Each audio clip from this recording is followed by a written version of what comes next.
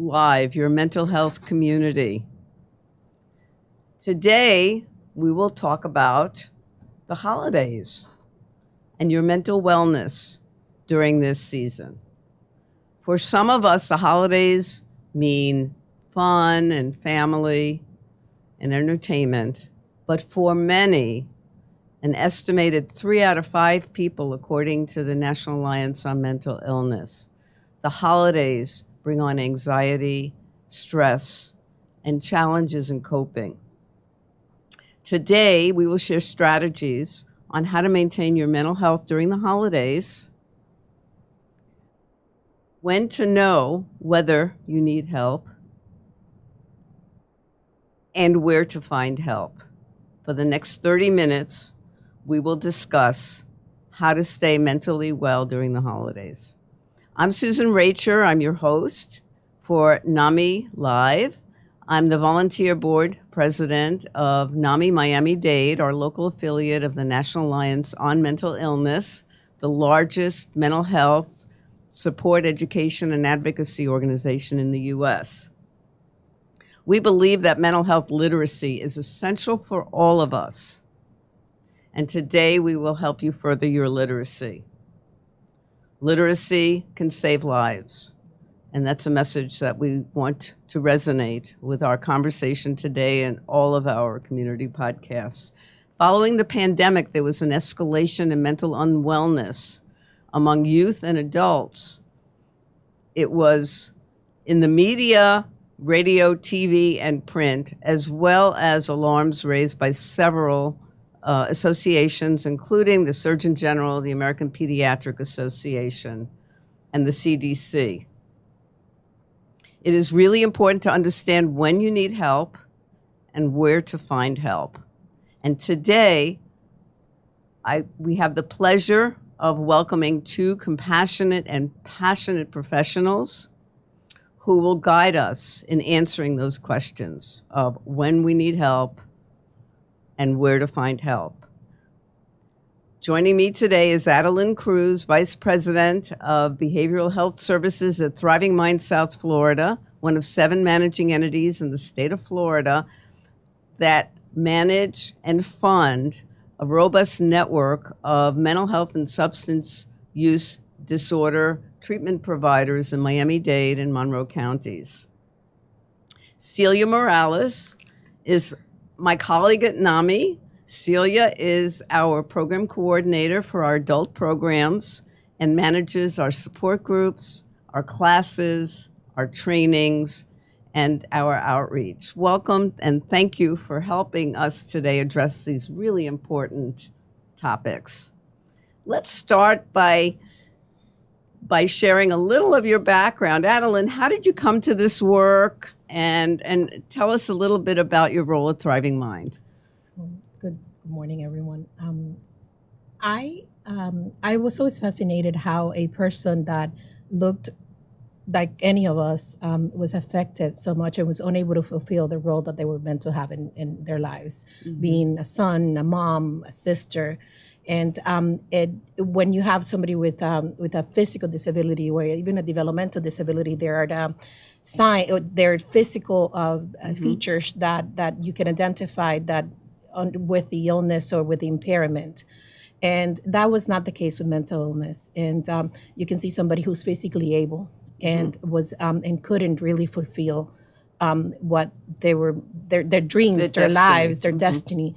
And that always fascinated me. And so I went into behavioral health because I wanted to find out why and how can I help. And I worked in direct services for many years. And I came to realize that if I was going to make an impact, I needed to make an impact on how the services were delivered. There were services available, there were professionals available, but the coordination of the services, the being able to understand how to get those services was my passion. And so even when I decided to go back to school, I even went back and decided to do it on their business, because one thing is having professionals being available, but how do we get the message out? How do we educate the families, and how do we really build a system that is responsive when the families need it? And that was what really motivated me. And so I started working in the management of behavioral health services and the delivery of that. And that brought me to the Department of Children and Families First as the authority over substance abuse and mental health in the state of Florida. So they get to write the rules and they get to fund services. And I was always curious how that was done in the rules and wanted to change them. I was going to go in there and change those rules. And eventually, when DCF privatized for the management of the behavioral health system of care with managing entities such as us with Thriving Mind, I was one of those lucky ones that got to come work with a managing entity. And now I direct the behavioral health services, the programming that we fund. And Thriving Mind funds behavioral health services for people that are uninsured or underinsured, and for services that are not otherwise covered by insurances. But in addition to that, we have a huge role in organizing a system. A system of care. A system of care, not just, group of services. Not just funding the services, but we bring in stakeholders. We collaborate with the court system. We collaborate with, police departments, with other systems like private psychiatric hospitals, and bring all those partners together to form a cohesive system, which is what we want for the community. And easy access to services, regardless of who you are, where you're from, and what insurance or lack thereof you have. Thank you. Thank you. And for those viewers, Thriving Mind is an incredible organization. ThrivingMind.org has a consumer line that you can call for help and information. And the managing entity is the absolute best thing about Florida's mental health care system. It's efficient, it's compassionate, has great people. I can't say enough about Thriving Mind. And you know what I feel about NAMI. So Celia, tell us what you do at NAMI, how you came. You've been with NAMI for 2 years, 2 glorious years for us. Yes, so I actually walked into NAMI, the office, to find ways of helping my daughter advocate for services at school. So that was really where I started. So you started on an advocacy pillar, which is unusual. So I was the mama bear that wanted to go in there and turn the school system upside down for my daughter. So that's how I came to NAMI. And then I certainly found a home because, with families, I've been in the system. I have 5 children, of which 4 have a mental health condition. So I had to really educate myself. And having known about NAMI earlier would have been so helpful.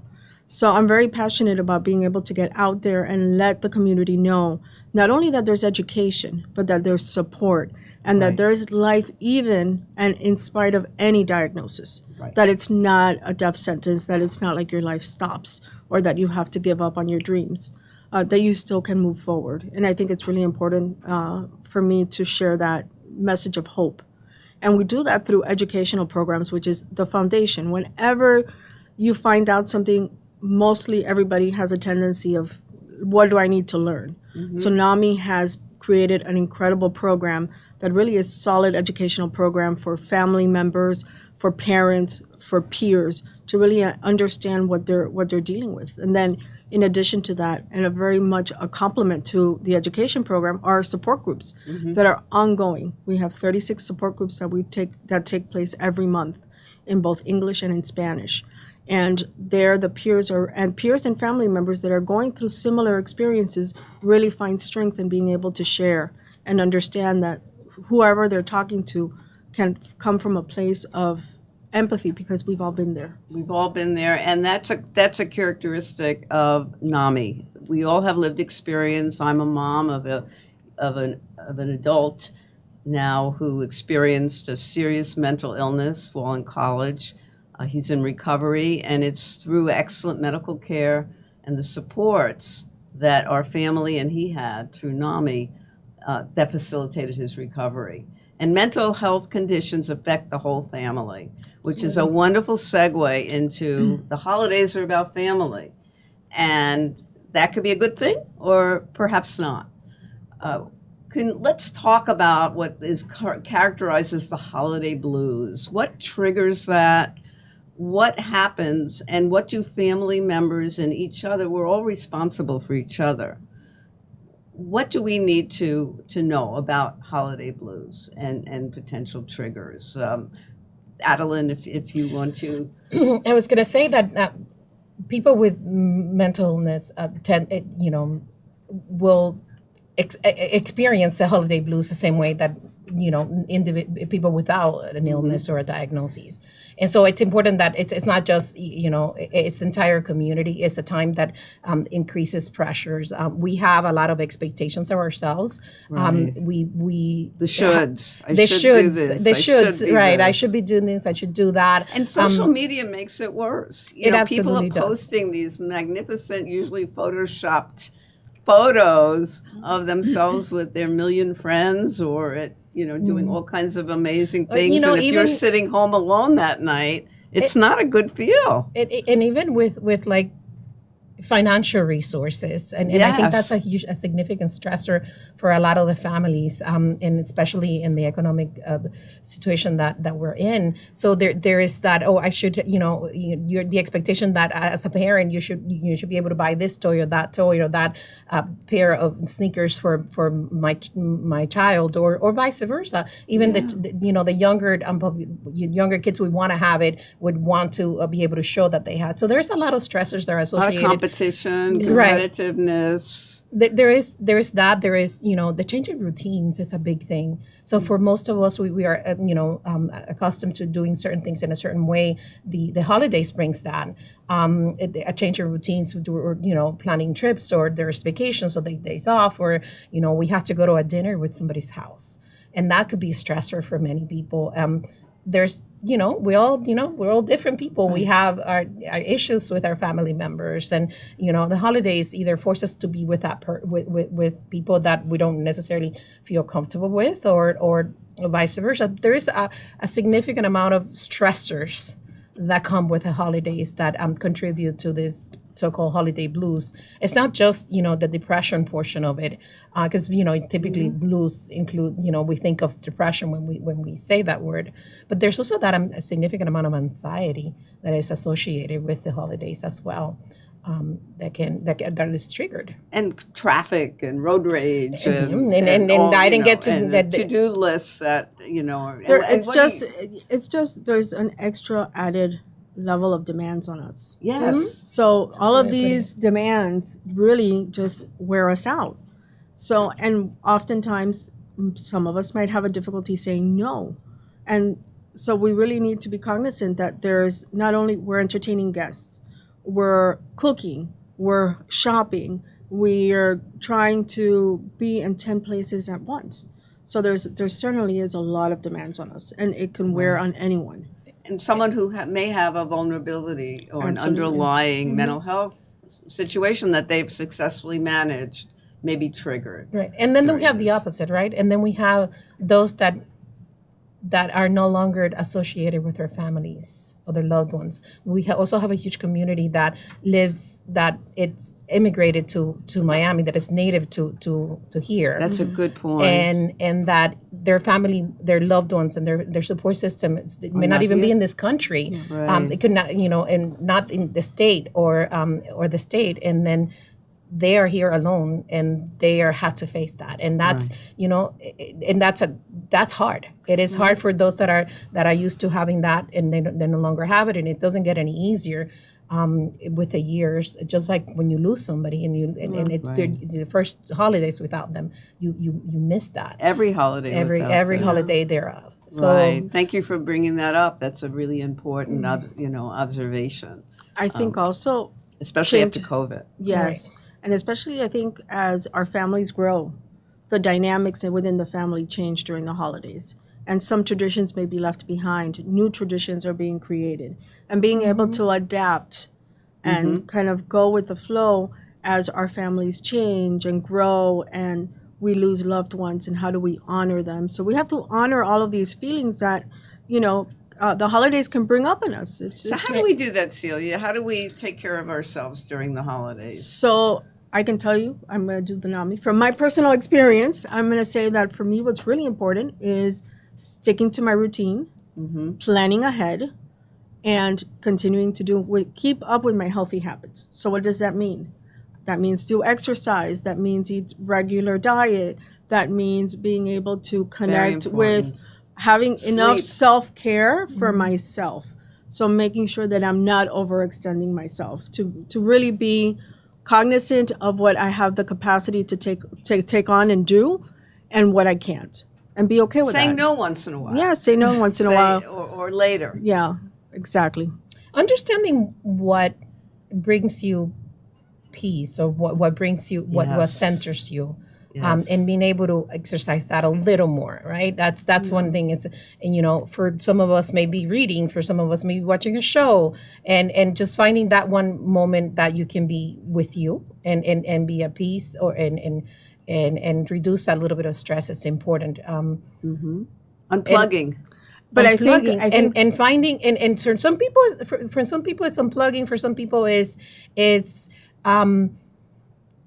it's disconnecting and sleeping and continuing, and I think that the whole point of like keeping your routine, try to keep your routine, that is a message to drive home.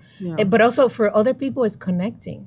It's it may be like reach out to that friend that you talk to every once in a while, but it makes you feel that well, or reach out to a helpline if that's what you need, in order to talk to somebody who can listen and give you some feedback and just be there. So that's important, reaching out, because also for me, it's the tranquil part of it. Like I want tranquility, I want that peace for a few minutes so I can recharge. For other people, maybe that connecting. Right. Yeah, They they're need lonely. to connect. They're So lonely. take a look at what works for you. need, Yeah. Right. and we will talk about that in a couple minutes. Know where you can find some resources if the need arises. And how, one of the things that is really important for the community to know about is what is a bad day versus mental unwellness. Certainly, it took our family years to understand that our son was struggling. And one of my personal missions is to make sure that it doesn't take other families years. There's a lot of mental unwellness that could be masked as having a bad day, or sowing their oats if they're a teenager or a child or a young adult, or believing that it will resolve itself. Let's just spend a minute talking about what are some of the key warning signs that should turn on a light in family members or individuals' minds that something's not right, that it's not just the normal having a bad day. I can touch upon that, and then you can go. But I want to say something that I think is important, is just recognizing that mental illness can happen to anybody. Yes. I think we need to start there, because what happens is a lot of the families, it's not that they may not recognize it, they may see something's wrong. And we'll talk about that, what that may look like. Right. But are you open to understanding and believing that it can happen to your family, it can happen to your loved one? Because that's, I think it's one of the most important things that happens, is that denial. Like it won't happen to us. That's not what it is. And not even having a concept that it could happen to you. And it could happen to any of us. Absolutely. It's Any of ubiquitous. us. And it could happen. It has happened to every of us. So like it could happen, and it could happen to a child. It can happen to you as an adult, or as a young adult, and even an older senior. adult. So it's just we're not exempt. We're all, we can all experience it, and any of our family members can experience it. So I think we need to, from there, then we can talk about what is it that you may be looking for. Right. But if you're not open to the idea. That's a very important point. Right. If you're not open to the idea that it can happen to you, then it doesn't matter how many signs are in front of you, you're not going to see them. And I think that's what we need to address as well. Very important point. Absolutely. So I think for me, it's when you see that somebody or yourself is struggling just to keep up with your daily living functions. All of a sudden, you're sleeping more, you're not able to engage, you're not able to really plan for your life and be productive in your everyday, and it persists, right? Because it's not a bad day. It's when it's been ongoing, and that person that used to call you and used to be happy and and talk to you all of a sudden is very flat and doesn't really want to communicate or engage. And I think it's also important to recognize it in ourselves as well. Absolutely. So I think it's really important to do that. Changes in sleep habits And understand changes yeah, in general, changes in general. significant changes in So- emotion, behavior. So that's a good point, a good way of putting it is if you know your loved one, you know how they behave, any significant persistent significant change in that, it should be a warning sign. Again, lack of sleep or not, and or too much sleeping. It could be either or, depending on what you're struggling with. You can be eating a lot or not eating at all. Right. It really, but what is it that is your norm, and how is it changing from your norm, and how persistent it is? And it usually comes with more than one sign, right? More than one symptom, and you can see that. But we all know, you've had that gut feeling, Yeah, like of course. something is not right. Exactly. Pursue it. Ask the Ask question. the question. Ask are the you- question. And ask it in a way that elicits the information. Right. And encourages the conversation and the trust. Very, very important. Absolutely.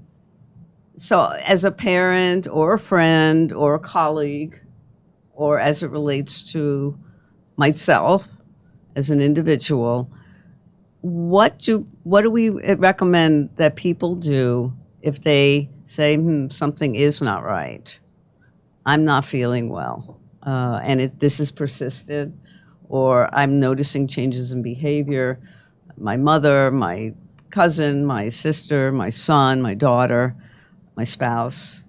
What do we recommend they do in light of the fact of what we discussed at the very beginning, that there has been an escalation in mental unwellness? And I would add, and this is a key area that NAMI has been partnering with Thriving Mind to promote, an escalation in self-harm and suicide, that we are promoting an ambitious, broad outreach program for suicide prevention with Thriving Mind. So in light of that, sometimes the stakes are a little high. Sometimes it's just a holiday unwellness. What do you recommend? Where do people go? People generally don't know where to go when there's a mental health problem. Adilen. So there's many resources in our community, NAMI being one of them. Let's just saying that NAMI plays an important role in access to information about mental health resources. Calling 988, which is the new crisis hotline, 211. They can reach out to Thriving Mind. They can go on our website and find our contact information, or general resources about services. I think that the important part is taking that step, right, and contacting somebody. Even having a conversation with a primary care physician may be the first step to engage in services. But there are services available. There is there are services we fund, and our network is robust, and it has services from prevention all the way to older adult services, and including inpatient and outpatient. But there's also that other, through your insurance. Call your insurance company, or look at the back, log into the insurance company and see and find therapists, and find the therapist and make an appointment. And now we have the option of having them virtual or face to face, Right. which for some of us, the virtual option makes it more accessible. And so in general, it's like, get the help, ask for the help. Ask questions. That's the first step to getting well, and preventing from escalating further. And we're not even touching upon suicide here, and just wellness in general. Right. We don't want to wait until what you're experiencing escalates to the point that you have self-harm thoughts, or it's interfering with your ability to do your activities of daily living. Ideally, so they're talking about the early warning sign. Right. Get help early on. It's just like with any other illness that you have. If you're faced with diabetes, and And, Exactly. And you have diabetes. You wait.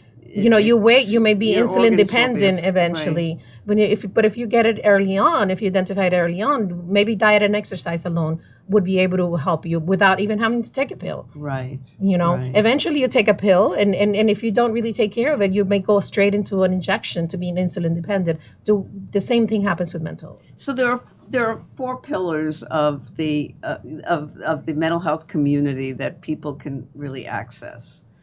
There's Thriving Mind's website, thrivingmind.org. Mm-hmm.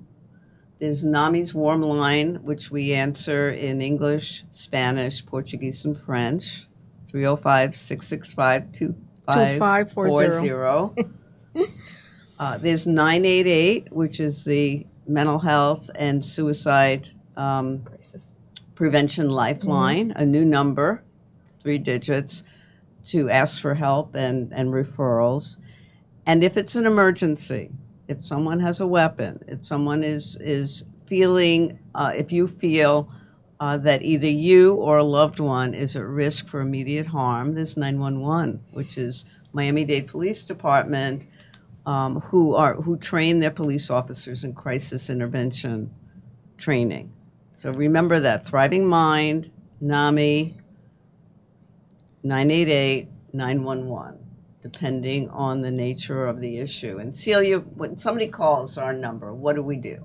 So when they call our number, we listen to them. We hear them out, because I think it's really important to have an empathetic ear to just listen to. We're not there to solve the problem. We're there to give them resources so that they can then take the next step for them. I think it's also really important to know that we're focusing on mental illness, but really it's mental health, right? Right. So mental health, it's kind of like physical health. We need to educate ourselves, and we need to proactively protect and take care of our mental health, not only for ourselves, but also to be aware of what's going on around us and the people that we Right. love. Because what happens is, everybody can look like they don't have a mental health condition. But once you're educated and you've plugged yourself into being engaged in an emotional and in a way that you're really intentional with and talking to someone, it's much easier to be able to be in that space and have these conversations. Absolutely. So I And think for that's the- really important to remember. It's that we want to make sure that mental health education starts from very early on, because emotional intelligence is going to help us.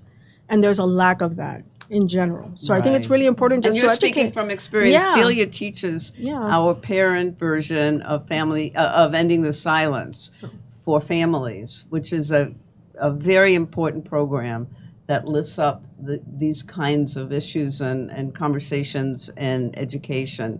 Keep an eye out on the NAMI website for our And I next think Ending the Silence for Families, as well as suicide prevention. We're having a suicide prevention training at NAMI on January 12th at 7 p.m. in Zoom. I think it's important for our viewers to know that everything that NAMI does and the no wrong door policy of Thriving Mind is available to the community. It is free. You don't need insurance. You don't need to qualify on an income level to access NAMI programs. We're here for you. NAMI, Thriving Mind, and in an emergency, 911, as well as 988.